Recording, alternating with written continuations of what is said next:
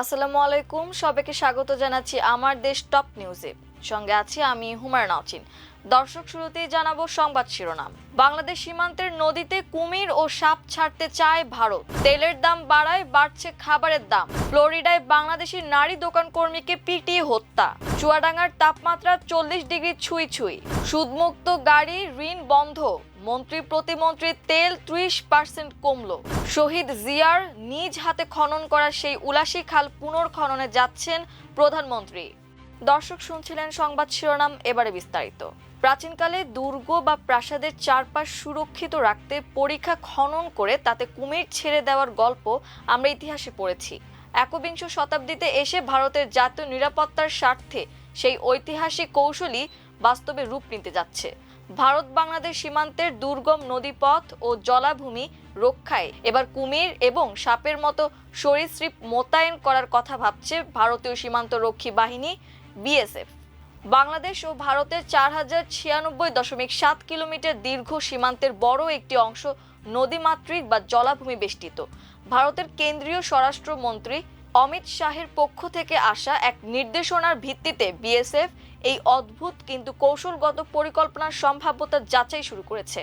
গত 26 March BSF এর eastern এবং নর্থ ইস্টার্ন সেক্টর সদর দপ্তরে পাঠানো এক গোপন বার্তায় বলা হয়েছে, যেসব নদীপথ বা পাহাড়ি ছড়ায় কাঁটাতারের বেড়া দেওয়া সম্ভব নয়, সেখানে অপারেশনাল প্রয়োজনে সাপ বা কুমির মোতায়েন করা যায় কিনা তা খতিয়ে দেখতে।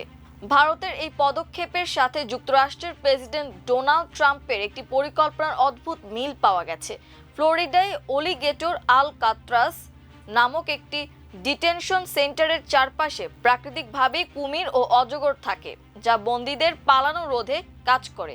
2018 সালে ট্রাম্প মেক্সিকো সীমান্তে রিও গ্র্যান্ডে নদীতেও এমন ব্যবস্থা করার কথা বলেছিলেন, যদিও পরে তিনি তা কৌতুক হিসেবে উড়িয়ে দিয়েছিলেন। ভারত অবশ্য বিষয়টিকে গুরুত্বের সাথেই বিবেচনা করছে।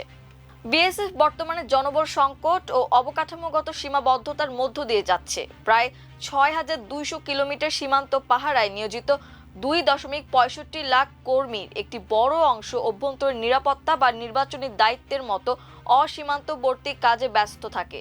এছাড়া বাহিনীর প্রায় 20% সদস্যের বয়স 45 থেকে 60 বছরের মধ্যে এবং আরও 20% সদস্য শারীরিকভাবে পুরোপুরি ফিট নন। এই জনবল সংকট মেটাতেই প্রকৃতিকে ঢাল হিসেবে ব্যবহারের চিন্তা করা হচ্ছে।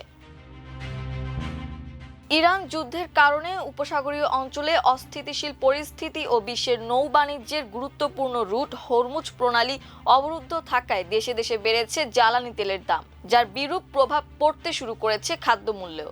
জাতিসংঘের খাদ্য ও কৃষি সংস্থার বরাত দিয়ে বার্তা সংস্থা রয়টার্স শুক্রবার এক প্রতিবেদনে বলেছে, জ্বালানি খরচ বেড়ে যাওয়ায় মার্চ মাসে বিশ্বজুড়ে খাদ্যের দাম আগের মাসের তুলনায় 2.4% বৃদ্ধি পেয়েছে। এফএও জানিয়েছে, আন্তর্জাতিক বাজারে পাম তেলের দাম 2022 সালের মাঝামাঝি সময়ের পর সর্বোচ্চ স্তরে পৌঁছেছে। পাম তেলের দাম এখন সয়াবিন তেলকেও ছাড়িয়ে গেছে, যার পেছনে অপরিশোধিত জ্বালানি তেলের দামের বৃদ্ধির বিষয়টি মূল ভূমিকা রেখেছে। যুক্তরাষ্ট্রের ফ্লোরিডায় বাংলাদেশি এক নারী দোকান কর্মীকে হাতুড়ি দিয়ে পিটিয়ে হত্যা করা হয়েছে। স্থানীয় সময় বৃহস্পতিবার সকাল 7:30টার দিকে ফ্লোরিডা স্টেটের ফোর্ট মায়ার্স সিটিতে এই ঘটনা ঘটে বলে এই দোকানটির মালিক প্রবাসী বিএনপি নেতা আরিফ আহমেদ আশরাফ জানিয়েছেন। নিহত নীলুফার ইয়াসমিন নামের 42 বছর বয়সী ওই নারী ফোর্ট মায়ার্সে ডিএনডি কনভেনিয়েন্স স্টোরের কর্মচারী ছিলেন। তার বাড়ি লক্ষ্মীপুরের চন্দ্রগঞ্জ উপজেলার কুশাখালী ইউনিয়নে। হত্যাকাণ্ডের পর পুলিশ রবার্ট জোয়াসিন নামে একজনকে গ্রেপ্তার করে কারাগারে পাঠিয়েছে। নীলুফারের ওপর আক্রমণের একটি ভিডিও ছড়িয়েছে সামাজিক যোগাযোগ মাধ্যমে। সেখানে দেখা যায় এক ব্যক্তি হাতুড়ি দিয়ে দোকানের বাইরে পার্ক করা একটি কালো গাড়ির কাচ ভাঙচুর করছেন। পরে দোকান থেকে নীলুফার ইয়াসমিন বের হলে তাকেও আঘাত করেন সেই ব্যক্তি। এতে নীলুফার মেঝেতে লুটিয়ে পড়েন। এরপর হামলাকারী নীলুফারের মাথায় কয়েকবার আঘাত করে সেখান থেকে চলে যান। নীলুফারকে হত্যার সময় দোকানে একজন স্প্যানিশ নারী কর্মীও ছিলেন। তার বরাতে ডিএনডি কনভেনিয়েন্স স্টোরের মালিক ফ্লোরিডার বিএনপির নেতা আরিফ আহমেদ ঘটনার বর্ণনা দিয়েছেন। আরিফ বলেন, দিন দুয়েক আগে হাইতির এক ব্যক্তি দোকানে এসে এটিএম মেশিন থেকে ডলার উত্তোলনের চেষ্টা করেন, কিন্তু ক্রেডিট কার্ডের সঠিক পিন নম্বর না দিতে পারায় ডলার তুলতে না পেরে ওই ব্যক্তি ক্ষেপে নীলুফারকে গালাগালি করেন। তখন আরেক দোকান কর্মচারী স্প্যানিশ নারী পরিস্থিতি সামলে নেন। ওই ঘটনার পর বৃহস্পতিবার ভোরে সেই ব্যক্তি আবার ডি&ডি কনভেনিয়েন্স স্টোরে এসে নীলুফারকে খুঁজতে থাকেন বলে স্প্যানিশ দোকান কর্মচারী বরাতে বলেন দোকান মালিক আরিফ। শুক্রবার বেলা ৩টায় চুয়াডাঙ্গার সর্বোচ্চ তাপমাত্রা ৩৯.৭ ডিগ্রি সেলসিয়াস রেকর্ড করা হয়েছে। চুয়াডাঙ্গার ওপর দিয়ে বয়ে যাচ্ছে মাঝারি তাপপ্রবাহ। এতে তাপমাত্রা ৪০ ডিগ্রির কাছাকাছি উঠে এসেছে। শুক্রবার বেলা ৩টায় চুয়াডাঙ্গার সর্বোচ্চ তাপমাত্রা ৩৯.৭ ডিগ্রি সেলসিয়াস রেকর্ড করা হয়েছে বলে জানিয়েছেন চুয়াডাঙ্গা আবহাওয়া অফিসের পর্যবেক্ষক তহমিনা নাসরিন, যা এই মৌসুমে জেলার সর্বোচ্চ তাপমাত্রা জানিয়ে তিনি বলেন, শীত পেরিয়ে ধীরে ধীরে উত্তপ্ত হচ্ছে চুয়াডাঙ্গা।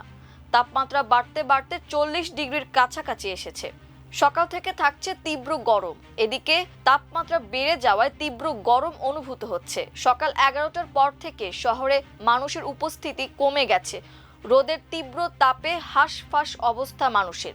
দুপুরের পর ঘরের বাইরে মানুষের আনাগোনা আরও কমে যাচ্ছে। সন্ধ্যা পর্যন্ত থাকছে এ অবস্থা।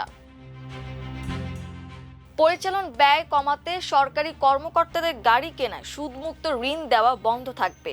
গতকাল বৃহস্পতিবার জাতীয় সংসদ সচিবালয়ে মন্ত্রিসভার বৈঠকে মন্ত্রী প্রতিমন্ত্রীর গাড়ির জন্য ৩০% তেল কমানোর সিদ্ধান্ত হয়েছে। শুক্রবার দুপুরে সংবাদ সম্মেলনে মন্ত্রী পরিষদ সচিব নাসিমুল গনি মন্ত্রিসভা বৈঠকের সিদ্ধান্ত তুলে ধরেন। তিনি জানান, সরকারের পরিচালন ব্যয় কমাতে পরবর্তী নির্দেশ না দেওয়া পর্যন্ত সরকারি কর্মকর্তাদের গাড়ি কেনার জন্য সুদমুক্ত ঋণ প্রদান এবং সরকারি অর্থায়নে সব ধরনের বৈদেশিক প্রশিক্ষণ বন্ধ থাকবে। তিনি বলেন, প্রশিক্ষণ ব্যয় ব্যতীত অভ্যন্তরীণ প্রশিক্ষণ ব্যয় 50% হ্রাস করতে হবে। সভা সেমিনারে আপ্যায়ন ব্যয় 50, সেমিনার কনফারেন্সে 20 এবং ভ্রমণ ব্যয় 30% হ্রাস করতে হবে। নাসিমুল গনি বলেন, সরকারি খাতে গাড়ি, জলযান, আকাশযান এবং কম্পিউটার ক্রয় শতভাগ হ্রাস করতে হবে। সরকারি গাড়িতে মাসিক ভিত্তিতে বরাদ্দকৃত জ্বালানির ব্যবহার 30% হ্রাস করতে হবে। সরকারি কার্যালয়ে জ্বালানি, বিদ্যুৎ, গ্যাস ব্যবহার 30% হ্রাস করতে হবে। আবাসিক ভবনের শোভাবর্ধন ব্যয় 20% এবং অনাবাসিক ভবনের শোভাবর্ধন ব্যয় 50% হ্রাস করতে হবে। ভূমি অধিগ্রহণ ব্যয় শতভাগ হ্রাস করতে হবে। শহীদ রাষ্ট্রপতি জিয়াউর রহমানের স্মৃতি বিজড়িত যশোরের শার্শা উপজেলার উলাশী যদুনাথপুর খাল পুনর্খনন কাজের উদ্বোধনে আসছেন প্রধানমন্ত্রী তারেক রহমান। আগামী 20 এপ্রিলের মধ্যে তিনি যশোরে আসছেন বলে প্রাথমিকভাবে জানানো হয়েছে। তবে এখনো প্রধানমন্ত্রীর সফর সূচি চূড়ান্ত হয়নি। বৃহস্পতিবার রাতে এ বিষয়ে জানতে চাইলে জেলা প্রশাসক মোহাম্মদ আশেক হাসান বলেন, আগামী 20 এপ্রিলের মধ্যে উলাশী যদুনাথপুর খাল পুনর্খনন কাজের উদ্বোধন করতে আসছেন প্রধানমন্ত্রী তারেক রহমান। তবে এখনো দিনক্ষণ চূড়ান্ত হয়নি। বিদ্যুৎ প্রতিমন্ত্রী অনিন্দ্য ইসলাম অমিত চেষ্টা করছেন প্রধানমন্ত্রীর শিডিউল পাওয়ার জন্য। তিনি বলেন, সেই লক্ষ্যেই আমরা বৃহস্পতিবার উলাশী খাল পরিদর্শন করেছি। এ বিষয়ে বিস্তারিত পরবর্তীতে গণমাধ্যমকে জানানো হবে। বর্তমান প্রধানমন্ত্রী তারেক রহমান তার নির্বাচনী প্রতিশ্রুতির আলোকে খাল খনন কর্মসূচি শুরু করেছেন। এটি তার বাবা শহীদ রাষ্ট্রপতি জিয়াউর রহমান 50 বছর আগে যশোরের শার্শা উপজেলার উলাশী যদুনাথপুর খাল খননের মধ্য দিয়ে শুরু করেছিলেন। তার দেখানো পথেই হাঁটছেন বর্তমান প্রধানমন্ত্রী। দর্শক, এই ছিল আমার দেশ টপ নিউজে। এতক্ষণ আমাদের সঙ্গে থাকার জন্য অসংখ্য ধন্যবাদ। আল্লাহ হাফেজ।